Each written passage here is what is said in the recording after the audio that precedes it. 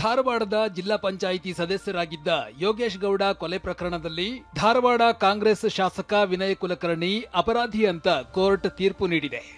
ಬೆಂಗಳೂರಿನ ಜನಪ್ರತಿನಿಧಿಗಳ ವಿಶೇಷ ನ್ಯಾಯಾಲಯದಿಂದ ಈ ಮಹತ್ವದ ತೀರ್ಪು ಹೊರಬಿದ್ದಿದೆ. ಕೊಲೆ ಹಾಗೂ ಒಳಸಂಚು ಆರೋಪ ಸಾಬೀತು ಹಿನ್ನೆಲೆ ವಿನಯ್ ಕುಲಕರ್ಣಿ ದೋಷಿ ಅಂತ ಕೋರ್ಟ್ ಹೇಳಿದೆ.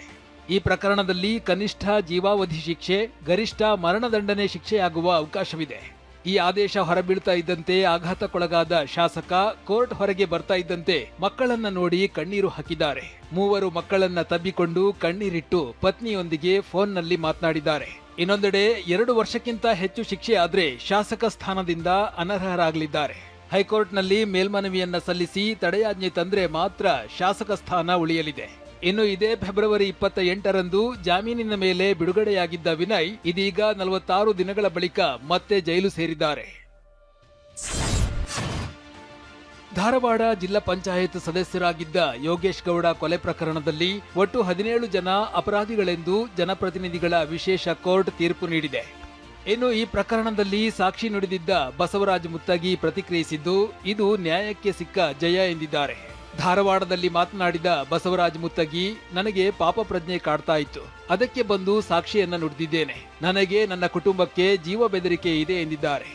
ಈ ಬಂದಂತ ತೀರ್ಪು ಯುವಕರಿಗೊಂದು ಮಾದರಿ. ಅಂದ್ರೆ ಯಾರ್ದೋ ರಾಜಕಾರಣಿಗಳ ಮಾತು ಕೇಳಿಕೊಂಡು ಯಾವ್ದಾವುದೋ ಕೇಸ್ಗಳನ್ನು ಮಾಡಿದರೆ ಯಾರೂ ಬರಂಗಿಲ್ಲ, ನಿಮ್ಮ ಕುಟುಂಬಗಳು ಸಫರ್ ಆಕ್ಕವು. ಅದಕ್ಕೆ ಯಾವುದೋ ರಾಜಕಾರಣಿಗಳ ಮಾತು ಕೇಳಿಕೊಂಡು ದೊಡ್ಡ ದೊಡ್ಡ ಪ್ರಕರಣ ಆಗಲಿ ಸಣ್ಣ ಪ್ರಕರಣದಾಗಲಿ ಇಂಥ ಪ್ರಕರಣದಾಗ ಭಾಗಿಯಾಗಕ್ಕೆ ಹೋಗ್ಬೇಡ್ರಿ ಅಂತ ಮಾಧ್ಯಮದ ಮೂಲಕ ಹೇಳ್ತೀನಿ.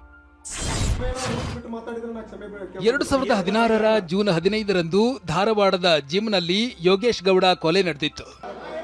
ಜಿಲ್ಲಾ ಪಂಚಾಯಿತಿ ಸಭೆಯಲ್ಲಿ ನಡೆದ ಗಲಾಟೆ ಮತ್ತು ಹಳೆ ವೈಷಮ್ಯದಿಂದ ಯೋಗೇಶ್ ಕೊಲೆ ಮಾಡಿಸಿರುವ ಆರೋಪ ಇದು. ವಿನಯ್ ಕುಲಕರ್ಣಿ 20 ಲಕ್ಷ ಸುಪಾರಿ ನೀಡಿ ಕೊಲೆ ಮಾಡಿಸಿದ್ದಾಗಿ ಕೇಸ್ ದಾಖಲಾಗಿತ್ತು. ಈ ಕೊಲೆ ಸಂಚಲ್ಲಿ ಪೊಲೀಸ್ ಅಧಿಕಾರಿಗಳು ಭಾಗಿಯಾಗಿದ್ರು ಎನ್ನಲಾಗಿದೆ. ಕೊಲೆ ಕೇಸ್ ಮುಚ್ಚಿ ಹಾಕಲು ಬೇರೆ ವ್ಯಕ್ತಿಗಳನ್ನ ಆರೋಪಿಗಳನ್ನಾಗಿಸಲಾಗಿತ್ತು. ಸಿಬಿಐ ತನಿಖೆಗೆ ಕೊಟ್ಟ ನಂತರ ವಿನಯ್ ಕುಲಕರ್ಣಿ ಪಾತ್ರ ಬಹಿರಂಗವಾಗಿತ್ತು. A1 ಆರೋಪಿ ಬಸವರಾಜ ಮುತ್ತಗಿ ಆ ನಂತರ ಮಾಫಿ ಸಾಕ್ಷಿಯಾಗಿ ಹೇಳಿಕೆಯನ್ನ ದಾಖಲಿಸಿದ್ರು. ಕೊಲೆಯಲ್ಲಿ ವಿನಯ್ ಕುಲಕರ್ಣಿ ಪಾತ್ರದ ಬಗ್ಗೆ ಮುತ್ತಗಿ ಸಾಕ್ಷಿಯನ್ನ ನೀಡಿದ್ರು. ಪ್ರಧಾನಿ ನರೇಂದ್ರ ಮೋದಿ ಮಂಡ್ಯದ ಆದಿಚುಂಚನಗಿರಿಯಲ್ಲಿ ಶ್ರೀ ಗುರು ಭೈರವೈಕ್ಯ ಮಂದಿರವನ್ನ ಲೋಕಾರ್ಪಣೆಗೊಳಿಸಿದ್ದಾರೆ. ಬಾಲಗಂಗಾಧರನಾಥ ಸ್ವಾಮೀಜಿಗಳ ಗದ್ದುಗೆ ಸ್ಥಳದಲ್ಲಿ ನಿರ್ಮಿಸಲಾಗಿರುವ ಈ ಭವ್ಯ ದೇಗುಲವನ್ನ ಉದ್ಘಾಟಿಸಿ ಸ್ವಾಮೀಜಿಗಳ ಮೂರ್ತಿಗೆ ಪೂಜೆ ಸಲ್ಲಿಸಿದ್ದಾರೆ. ಇನ್ನು ಭಾಷಣ ಆರಂಭಕ್ಕೂ ಮುನ್ನ ವೇದಿಕೆ ಮೇಲಿದ್ದ ಮಾಜಿ ಪ್ರಧಾನಿ ದೇವೇಗೌಡರ ಜೊತೆ ಮೋದಿ ಕೆಲಕಾಲ ನಡೆಸಿದ ಮಾತುಕತೆ ಎಲ್ಲರ ಗಮನ ಸೆಳೆಯಿತು.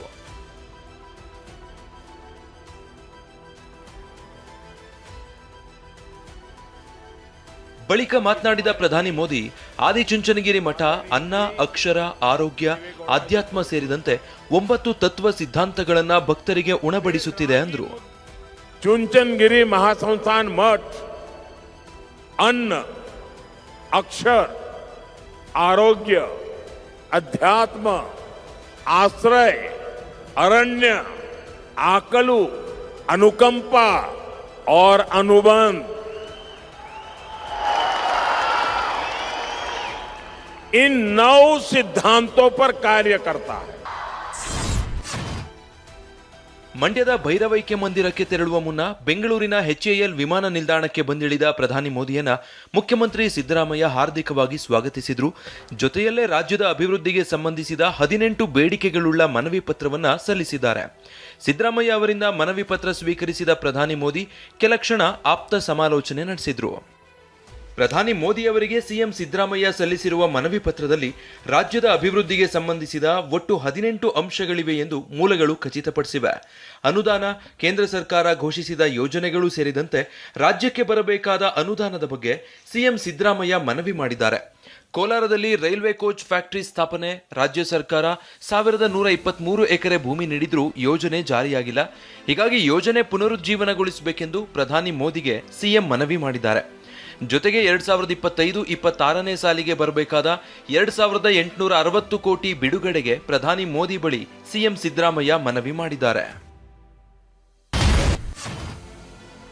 ಪ್ರೀತಿ ಪ್ರೇಮದ ಹೆಸರಲ್ಲಿ 180ಕ್ಕೂ ಹೆಚ್ಚು ಅಪ್ರಾಪ್ತೆಯರನ್ನ ಲೈಂಗಿಕವಾಗಿ ಬಳಸಿಕೊಂಡು ವಂಚಿಸಿದ ಕಾಮುಕ ಮೊಹಮ್ಮದ್ ಅಯಾಜ್ನನ್ನ ಮುಂಬೈ ಪೊಲೀಸರು ಬಂಧಿಸಿದ್ದಾರೆ. ಆರೋಪಿ ಬಳಿ ಇದ್ದ 350ಕ್ಕೂ ಅಧಿಕ ಆಕ್ಷೇಪಾರ್ಹ ವಿಡಿಯೋಗಳನ್ನ ವಶಕ್ಕೆ ಪಡೆಯಲಾಗಿದೆ.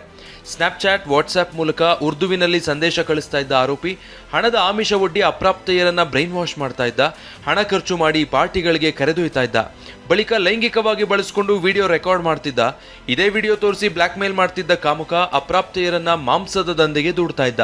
ಆರೋಪಿಯನ್ನ ಬಂಧಿಸಿರುವ ಮುಂಬೈನ ಎಸ್ಐಟಿ ವಿಚಾರಣೆ ನಡೆಸ್ತಾ ಇದೆ. ಬೆಳಗಾವಿ ಜಿಲ್ಲೆಯಲ್ಲಿ ಮರ್ಯಾದಾ ಹತ್ಯೆ ಬೆಳಕಿಗೆ ಬಂದಿದೆ. ಪ್ರಿಯಕರನ ಜೊತೆಗೆ ಓಡಿ ಹೋಗಿದ್ದಕ್ಕೆ ಸಂಬಂಧಿಕರೇ ಯುವತಿಗೆ ವಿಷ ಕುಡಿಸಿ ಕೊಲೆ ಮಾಡಿದ್ದಾರೆ. ಸೌದತ್ತಿ ತಾಲೂಕಿನ ಸತ್ಯವ್ವ ಎಂಬಾಕೆ ಫೆಬ್ರವರಿ 17ರಂದು ಪ್ರಿಯಕರ ಕೃಷ್ಣನ ಜೊತೆಗೆ ಓಡಿ ಹೋಗಿದ್ಲು. ಇಬ್ಬರು ಬಾಡಿಗೆ ಮನೆಯಲ್ಲಿ ವಾಸ ಇದ್ರು. 15 ದಿನಗಳ ಬಳಿಕ ಇಬ್ಬರನ್ನು ಕುಟುಂಬದವರು ರಾಜಿ ಸಂಧಾನ ಮಾಡಿ ಕರೆತಂದಿದ್ದಾರೆ. ಬಳಿಕ ಸತ್ಯವ್ವಳ ಅಣ್ಣ ಆಕೆಯನ್ನ ಮಹಾರಾಷ್ಟ್ರದ ಶಿರೋಳದಲ್ಲಿರುವ ಅಕ್ಕನ ಮನೆಗೆ ಕಳಿಸಿದ್ದಾರೆ.